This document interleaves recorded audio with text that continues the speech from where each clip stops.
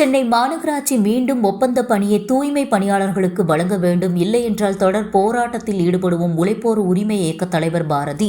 மண்டலம் 5 மற்றும் 6ஐ சேர்ந்த தூய்மை பணியாளர்கள் ஆகஸ்ட் 1ஆம் தேதி முதல் 2 மண்டல தூய்மை பணியாளர்களை ராம்கி என்ற தனியார் மையத்தில் வழங்குவதை கைவிட வேண்டும், தங்களை நிரந்தர பணியமர்த்த வேண்டும், திமுக தேர்தல் வாக்குறுதி 153 நிறைவேற்ற வேண்டும் உள்ளிட்ட கோரிக்கைகளை வலியுறுத்தி போராட்டத்தில் ஈடுபட்டனர்.